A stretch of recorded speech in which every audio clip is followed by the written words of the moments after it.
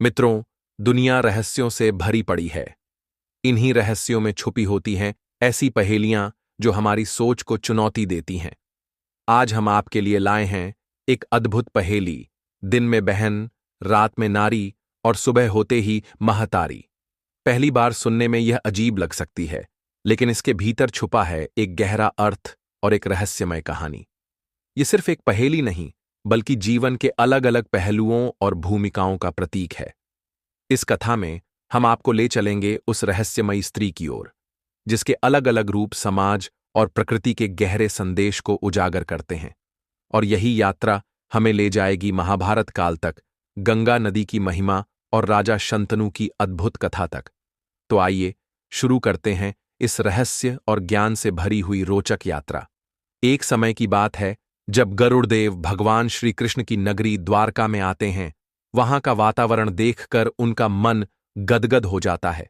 भगवान श्री कृष्ण गरुड़देव को अपने पास आया हुआ देखकर कहते हैं, हे पक्षीराज गरुड़, आज आप हमारे पास किस प्रयोजन से पधारे हैं? आपके चेहरे की झुर्रियां साफ बता रही हैं कि आप किसी बात को लेकर चिंतित हैं। भगवान श्री कृष्ण की बात को सुनने के बाद गरुड़देव कहते हैं, हे प्रभु, मैं आपके पास अपनी एक अबूझ पहेली को लेकर आया हूं, जिसका उत्तर मुझे कोई नहीं दे पा रहा था। इसलिए ही मैं आपके पास आया हूं। तब भगवान श्री कृष्ण कहते हैं, हे गरुड़ जी, कहिए आपकी वह पहेली कौन सी है जिसे लेकर आप इतना चिंतित हैं? मुझे वह पहेली बताइए, मैं अवश्य ही इसका हल आपको प्रदान करूंगा। गरुड़देव कहते हैं, हे प्रभु, मेरी पहेली है, दिन में बहन, रात में नारी, सुबह होत बन जाए महतारी। मुझे इस पहेली का हल नहीं मिल पा रहा है, जिसे लेकर ही मैं परेशान हूं। अब भगवान श्री कृष्ण कहते हैं, हे गरुड़देव, सत्य में आज आपने एक अत्यंत ही महत्वपूर्ण प्रश्न किया है। इस बात का बखान आपको एक कथा के माध्यम से देता हूं कि इस पहेली का अर्थ क्या है। हे गरुड़देव, सुनो। आज से कई वर्ष पहले एक राजा हुआ करते थे। उनका नाम प्रतीक था। राजा प्रतीक एक धर्मनिष्ठ और न्यायप्रिय राजा थे। उनके राज्य में प्रजा सुखी और संतुष्ट थी, परंतु उनके अपने जीवन में एक बड़ी कमी थी। उनके घर में कोई संतान नहीं थी। समाज में यह बात धीरे धीरे चर्चा का विषय बन गई। लोग राजा प्रतीक को निर्बंध कहकर अपमानित करने लगे। यह शब्द उनके लिए बाण के समान थे। राजा प्रतीक अपने परिवार के प्रति ऐसे ताने सह नहीं पा रहे थे। वे जानते थे कि संतान का न होना केवल उनका व्यक्तिगत दुख नहीं है, बल्कि उनके राज्य की स्थिरता के लिए भी एक बड़ा प्रश्न है। अपने इस दुख से मुक्ति पाने के लिए राजा प्रतीक ने एक बड़ा निर्णय लिया। उन्होंने तय किया कि अपनी समस्या का समाधान पाने के लिए वे तपस्या करेंगे। कहते हैं, तपस्या से सारी इच्छाएं पूरी हो जाती थीं, परंतु यह साधारण तपस्या नहीं थी। उन्होंने गंगा जी की आराधना करने का निश्चय किया, क्योंकि गंगा जी केवल एक नदी नहीं, बल्कि जीवनदायिनी देवी हैं। राजा प्रतीक ने अपना राजमहल छोड़ दिया और गंगा नदी के निकट जाकर बस गए। वहां पर उन्होंने कठोर तपस्या आरंभ की। यह तपस्या वर्षों तक चली। राजा ने जल और भोजन का त्याग कर केवल गंगा के जल को पीकर ही जीवन यापन किया। उन्होंने गंगा माता का आवाहन किया और उनसे कृपा की याचना की। तब मां गंगा उनके इस कठोर तप से प्रसन्न हुई और उनके सामने प्रकट हो गईं। गंगा मैया ने कहा, हे पुत्र, मैं तुम्हारी भक्ति और तपस्या से बहुत प्रसन्न हूं, इसलिए मैं तुम्हें आशीर्वाद देती हूं कि तुम्हारे घर एक तेजस्वी पुत्र का जन्म होगा। यह पुत्र न केवल तुम्हारे वंश को आगे बढ़ाएगा, बल्कि एक महान राजा के रूप में प्रसिद्ध होगा। अब मां गंगा के आशीर्वाद से राजा प्रतीक के घर पर एक पुत्र का जन्म हुआ, जिसका नाम शंतनु रखा गया। शंतनु के जन्म से केवल राजा और रानी ही नहीं, बल्कि पूरे राज्य में उत्सव मनाया गया। शंतनु एक तेजस्वी और अद्भुत बालक थे। उनका बचपन अत्यंत शांत और सुखद था। वे अत्यधिक बुद्धिमान और साहसी थे। राजकुमार शंतनु के व्यक्तित्व में राजकुमारों वाली सभी विशेषताएं थीं। समय के साथ राजकुमार शंतनु युवा हो गए। उनकी वीरता और ज्ञान ने सभी को प्रभावित किया। लेकिन इस बीच राजा प्रतीक ने अपने बालों में सफेदी देखी, जिसका साफ संकेत यह था कि अब उनका शरीर बूढ़ा हो चला है। उनके चेहरे पर झुर्रियां पड़ रही थीं और उनके हाथ पैर पहले जैसे मजबूत नहीं बचे थे। यह संकेत उन्हें यह समझाने के लिए काफी था कि अब राज्य का भार उन्हें अपने पुत्र को सौंप देना चाहिए। अब ऐसा ही हुआ। एक दिन राजा प्रतीक ने शंतनु को बुलाया और उनसे कहा, पुत्र, अब समय आ गया है कि मैं राज्य का भार तुम्हारे कंधों पर सौंप दूं। मेरी उम्र अब ऐसी नहीं रही कि मैं राज्य का संचालन कर सकूं। तुम युवा अवस्था में हो और मैं देख सकता हूं कि तुम्हारे अंदर एक आदर्श राजा बनने के सभी गुण हैं। आज से मैं तुम्हें राजा बनाता हूं, परंतु तुमको इस बात का ध्यान रहे कि यह राजपद केवल शक्ति का स्रोत नहीं है, बल्कि प्रजा की सेवा का माध्यम है। राजा प्रतीक ने शंतनु को राजगद्दी सौंप दी और उनसे एक महत्वपूर्ण बात कही। पुत्र, जब तुम जंगल में घूमने या शिकार खेलने जाओगे तो वहां एक दिव्य स्त्री तुम्हारे सामने आएगी। वही स्त्री तुम्हारी पत्नी बनेगी। इसे तुम ईश्वर का संकेत मानना और इस बात पर विश्वास रखना।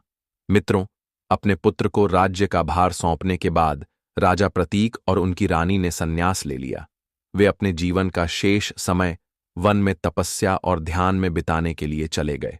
उनके हृदय में यह संतोष था कि उनका पुत्र शंतनु अब एक आदर्श राजा के रूप में उनकी विरासत को आगे बढ़ाएगा। राजा शंतनु एक पराक्रमी और धर्मपरायण राजा बने। अपने पिता राजा प्रतीक की आज्ञा का पालन करते हुए शंतनु अपनी प्रजा के कल्याण और राज्य के विकास में दिन रात लगे रहते थे। लेकिन उनके मन में एक हलचल बनी रहती थी, पिता की वह भविष्यवाणी जिसमें उन्होंने एक अद्भुत सुंदरी से मिलने और उसे पत्नी बनाने की बात कही थी। इसी एक बात से वे चिंतित रहते थे।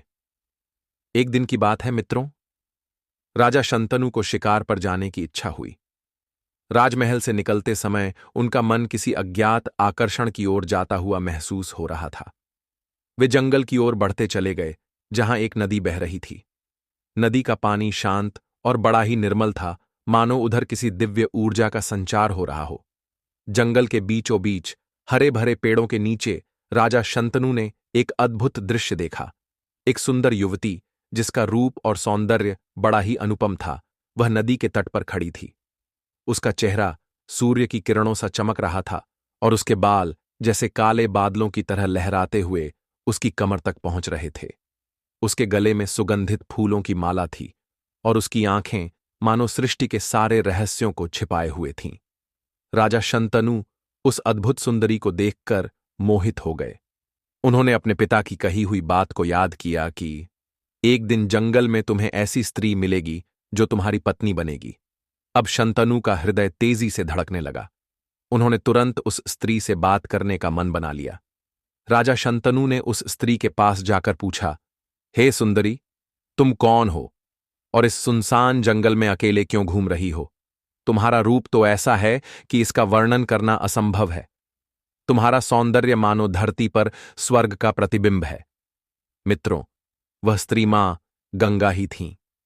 उन्होंने राजा शंतनु की बात सुनकर हल्की मुस्कान दी और कहा, हे राजन, मैं कौन हूं, इससे आपको क्या लेना देना? मैं यहां अकेली घूम रही हूं। ये मेरा अपना निर्णय है। ये जानने का आपको कोई हक नहीं है। परंतु यह बताइए, आप मुझसे क्या चाहते हैं? तब राजा शंतनु ने विनम्रता से कहा, हे देवी, मेरा हृदय तुम्हारे रूप पर मोहित हो चुका है। मैं तुम्हारा नाम जानना चाहता हूं और यह भी जानना चाहता हूं कि क्या तुम मेरे साथ विवाह करने के लिए तैयार हो? अब गंगा देवी ने कुछ क्षण सोचा, फिर उन्होंने उत्तर दिया, हे महाराज, यदि आप मुझसे विवाह करना चाहते हैं तो मेरी कुछ शर्तें हैं जिन्हें आपको माननी होंगी। यदि आप उन्हें स्वीकार करेंगे तभी मैं आपकी अर्धांगिनी बनूंगी, लेकिन यदि आप मेरी शर्तों को नहीं मानेंगे तो यह प्रस्ताव यहीं समाप्त हो जाएगा। तब राजा शंतनु ने कहा, हे देवी, मुझे आपकी हर शर्त स्वीकार है। कृपया बताइए, आपकी शर्त क्या है? तब गंगा देवी ने गंभीर होकर कहा, हे राजन, यदि मैं आपकी पत्नी बनूंगी तो आप मुझसे कोई सवाल नहीं पूछेंगे।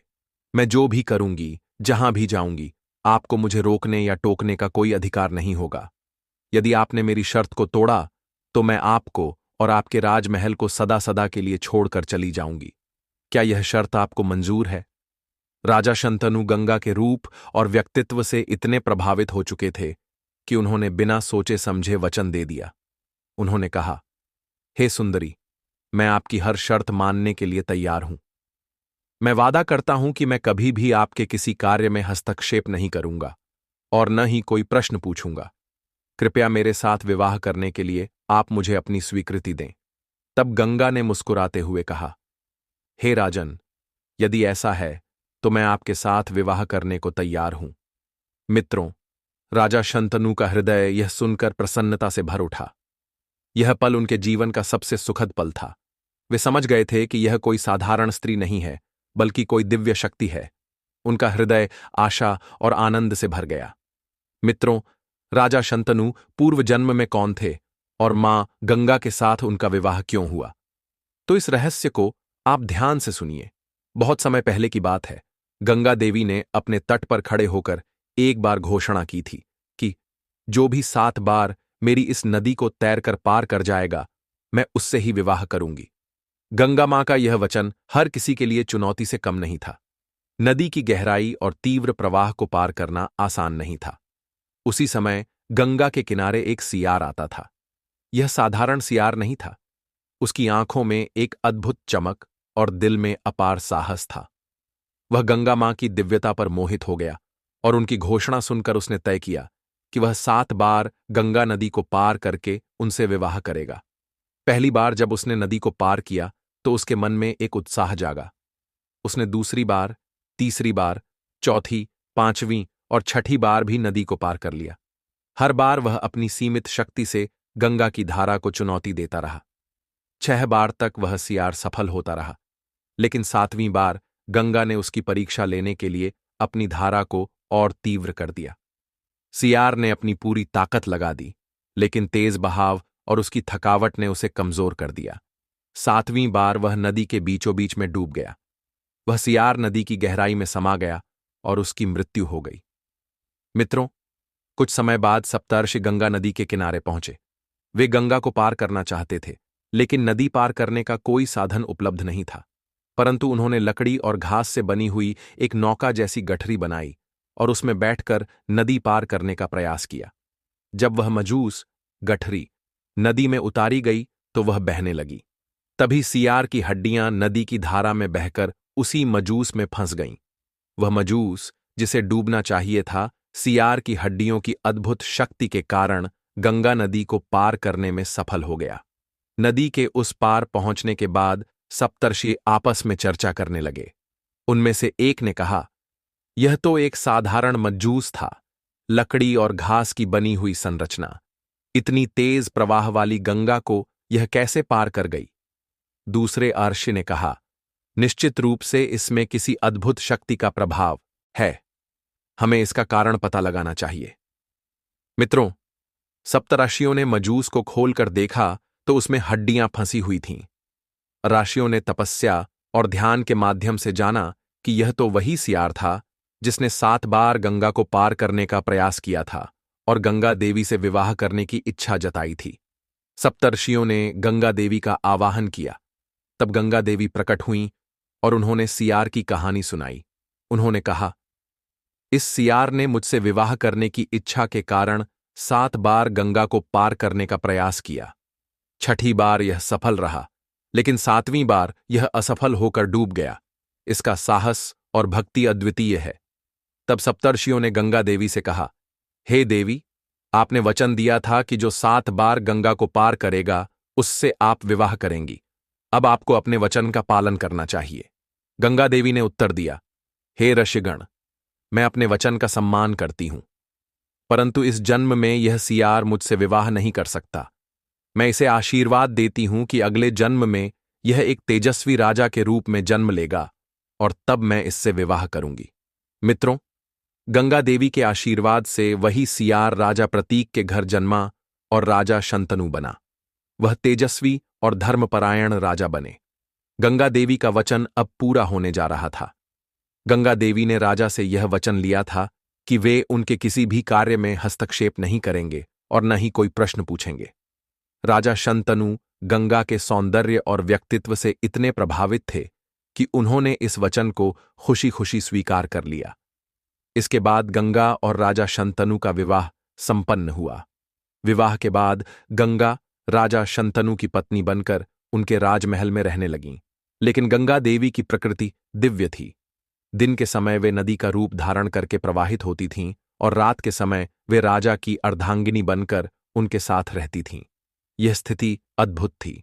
गंगा देवी दिन में नदी बनकर बहती थीं। उनके जल से अनेक लोग अपनी प्यास बुझाते थे, अपने पाप धोते थे। लेकिन रात होते ही वे राजा शंतनु की पत्नी बन जाती थीं। यह दृश्य अपने आप में एक रहस्यमय और चमत्कारी घटना थी।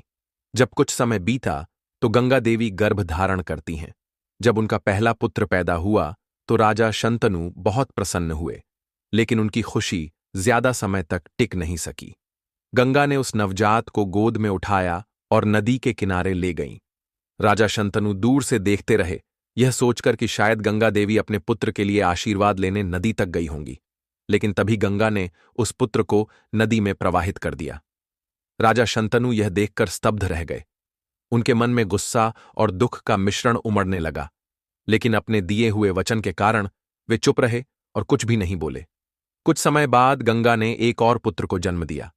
राजा शंतनु को लगा कि अब शायद सब कुछ ठीक हो जाएगा, लेकिन इस बार भी गंगा ने वही किया।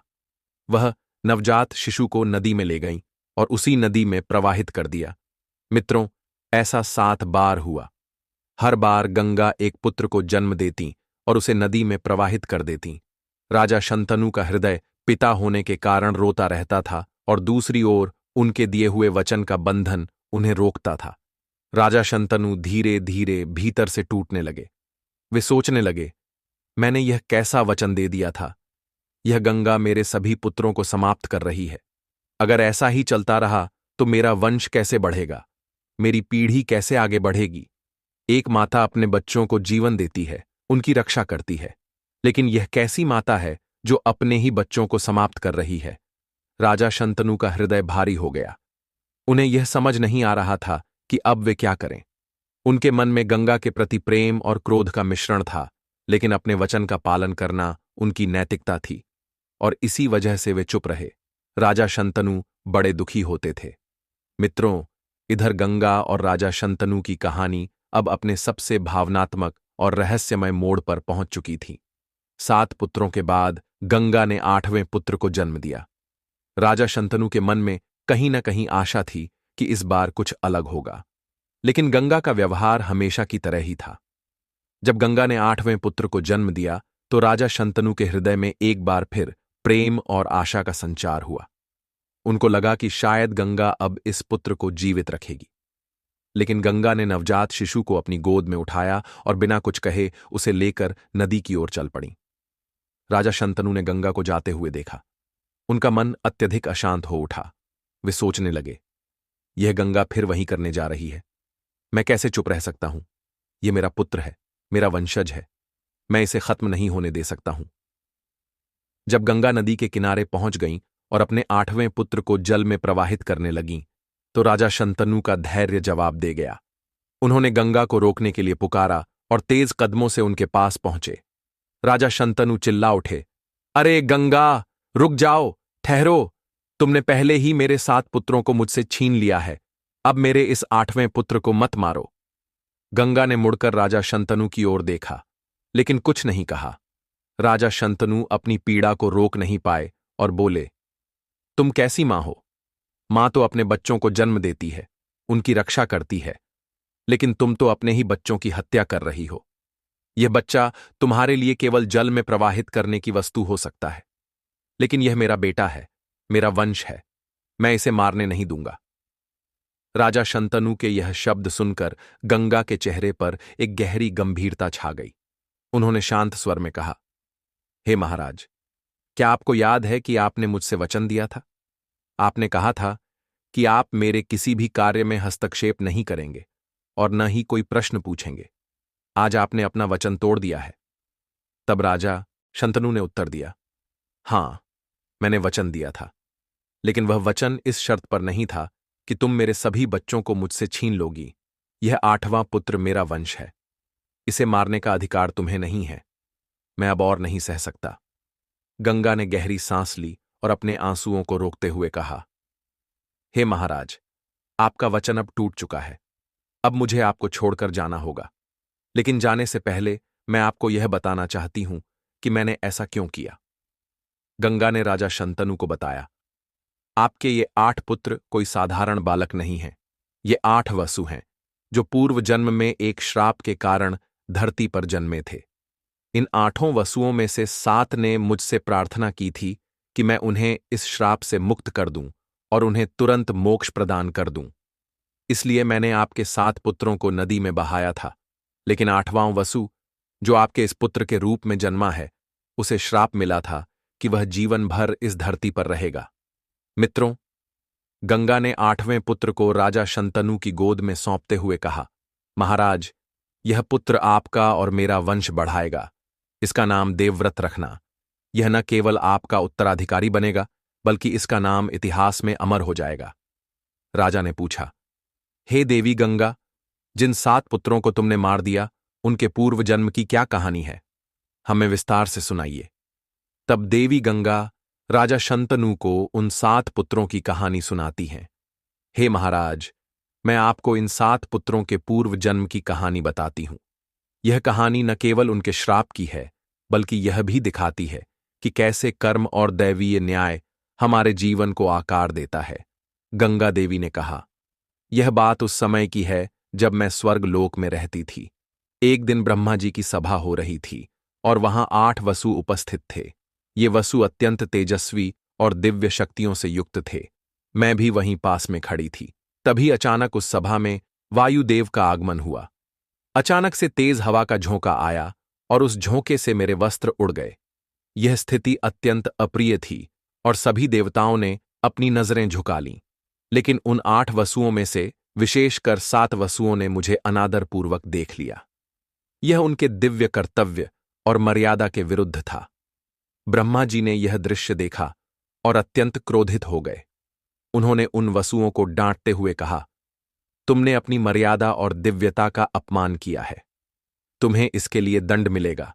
मैं तुम्हें श्राप देता हूं कि तुम सभी को पृथ्वी लोक पर जन्म लेना पड़ेगा। तुम सभी को मनुष्य के रूप में जन्म लेकर अपने पाप का प्रायश्चित करना होगा।